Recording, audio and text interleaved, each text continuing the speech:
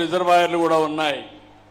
ఈ రిజర్వాయర్లు నీళ్లు పెట్టుకోగలిగితే ఓసారి వర్షం అటు ఇటు అయినా మనకి ఎలాంటి ఇబ్బంది లేకుండా సుజావుగా మన పంటలు మనం పండించుకునే పరిస్థితి వస్తుంది.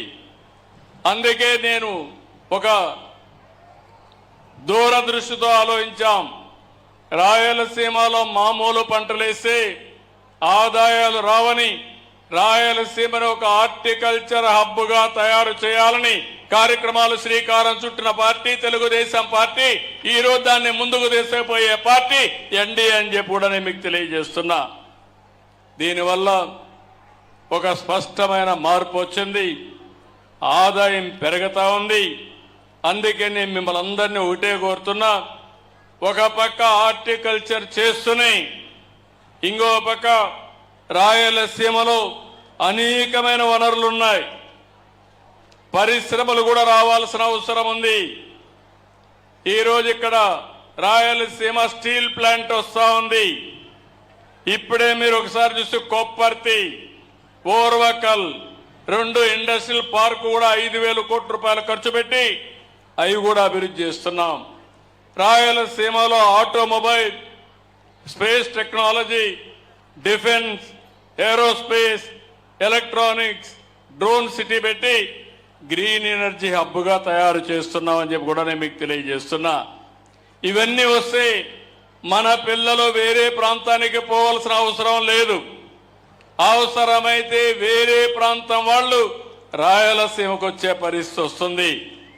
ఈరోజు వేదిక పనులందరూ హైదరాబాద్ పోయారంటే ఆ రోజు హైదరాబాద్ నేను అభివృద్ధి చేశాను కాబట్టి రాయలసీమ నుంచి, ఆంధ్ర నుంచి, వేరే ప్రాంతాల నుంచి హైదరాబాద్కు వచ్చారు. ఇప్పుడు మళ్ళీ ఆమె ఇస్తున్న తిరిగి వేరే ప్రాంతాలందరూ కూడా మన సీమ వైపు చూసే విధానానికి శ్రీకారం చుడతాం, చేస్తాం. అందుకే మీలో కూడా ఆలోచించాల్సింది ఇలాంటి కార్యక్రమాలని ఎక్కడికక్కడ బలపరచాల్సిన అవసరం ఉంది. ఈ నెల రేపే అన్నదాత సుఖీభవ, రైతులందరికీ అకౌంట్లో డబ్బులు వేసే కార్యక్రమానికి శ్రీకారం చుడుతున్నాం. నేను ఒకటే మాట చెప్పాను, మేము 14,000 రూపాయలు ఇస్తాం, కేంద్రం 6,000 రూపాయలు ఇస్తుంది. 2 కలిపి ఒక్కొక్క రైతుకి 20,000 రూపాయలు మీ అకౌంట్లో వేసే బాధ్యత నాదని చెప్పాను.